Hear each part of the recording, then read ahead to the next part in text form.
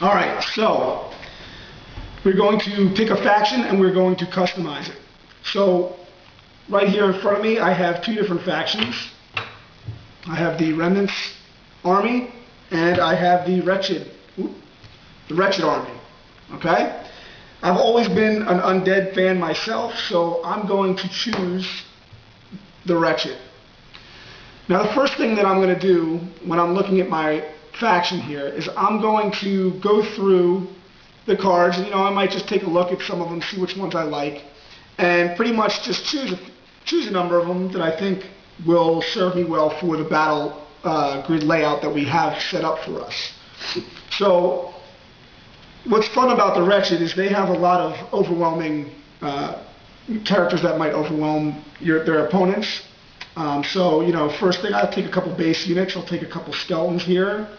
I'll also take a Banshee.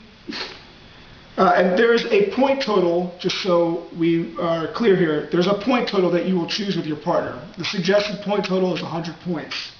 Each card has a credit value at the top of the card that will be allocated towards those 100 points. So, you know, a skeleton, for example, is worth 2 credits.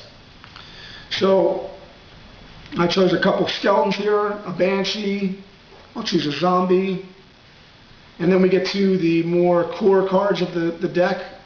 I'll take a Belial. You know, I'm going to take a couple Belials because I like them. They're a ranged unit, and I might like a ranged unit on this board. An Armored Skelly sounds fun, and the Mummy's deadly. Can't go wrong with the Mummy. And then I'm also going to take one Mounted White here. Now I might go over, which is okay, but I will take a Vampire Lord. He's good for absorbing some hits and has a couple tricks up his sleeve. And then I'm also going to take the Deadly Vampire Assassin. Alright? See if I can sneak 2 of them in there. You know what? Now, let's get some variety. I'm also going to choose a Necromancer, for he can summon some skeletons, more skeletons, zombies. So he's kind of fun to use. And we'll see if we have enough points for a Lich. All right, so I've kind of laid out my base right here, and then I would count up my points, see if I have the right, if I'm over or if I'm under, I can add or subtract from my army. Obviously, you know, you can do this how you see fit, but this is generally how I've found is a nice way to do it. And you know, have fun with choosing your army. You can choose any number of the same character if you like. If you like let's say you really like the Mounted White. If you wanted to, you could take 5 of them.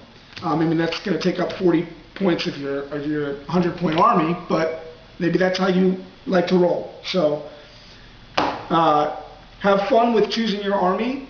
After you have your army chosen, you would set them up on stands so your opponent can see them. Or you don't have to do that. You can put them to the side. But your opponent has access to your army at any moment. And your opponent would be making their army at the same time. So that's pretty much it. The next thing I'm going to discuss is going over the very beginning of the game. We're going to show you how to use the deployment zone and the entry zone and our first round setup. So let's get started on that.